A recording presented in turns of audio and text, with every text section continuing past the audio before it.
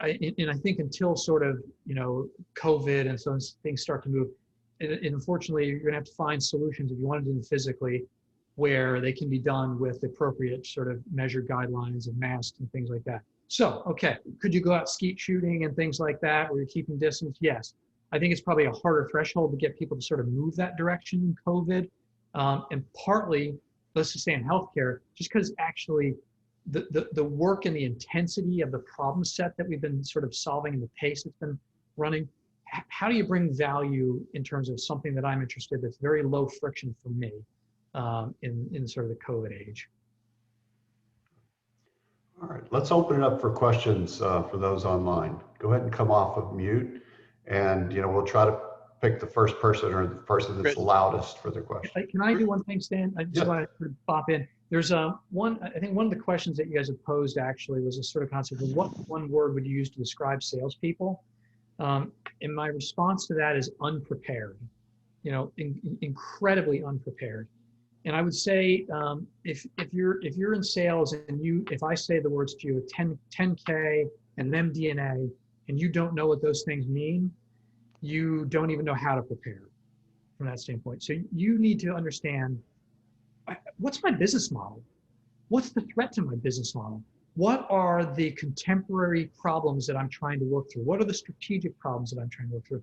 And again, my job is not to educate you on that. You need to educate yourself on the industry, and then need to educate that. What are boards now expecting of CIOs, or my role as a chief digital officer?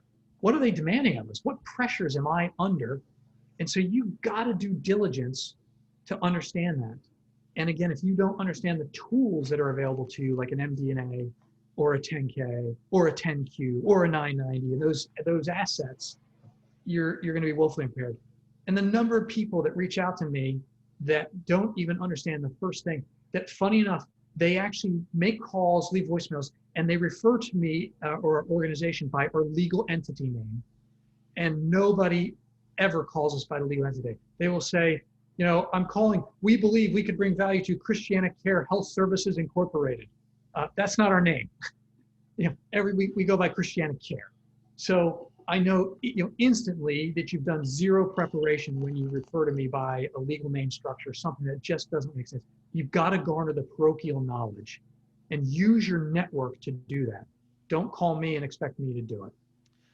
Richard, I was going to add one more thing that Randy said about, going, meaningful relationships outside, right? So Randy, a long time ago, got me involved in an organization called Tech Impact, right? And basically I teach underprivileged folks, resume writing skills so they can prepare for a job. And this program puts them through a 10-week Cisco certification program so they can go get a help desk job typically. But that organization is Philadelphia-based, Delaware-based. Now there's one in Las Vegas, and it's growing exponentially. Now I got involved. What's that? Yeah, also DC as well. DC, okay, yeah. So it's growing. Randy's on the board, and I'm a member as well. And the relationships that I've been able to build from this, just not trying to sell somebody something, just being able to have a conversation, because this organization is made up of tech leadership in this area and in the area of where they are. So there's wherever everybody is on the line, there's an organization like this, right, that you can get involved in, right? And it takes time to build the relationships, right? Like I said, it's a journey, right? It's a marathon.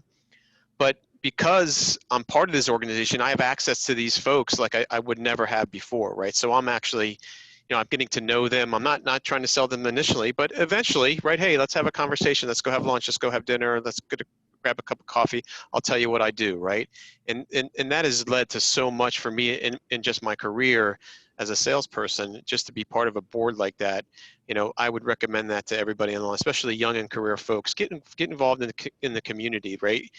You got to build these relationships, and sometimes they take a long time. And like I said before, if you're not with Pure, you're going to be with somebody else in 5 years down the road where, you're going to have this relationship and you're going to take it with you for the rest of your career. So do it outside of work, right? There's a lot of opportunities to do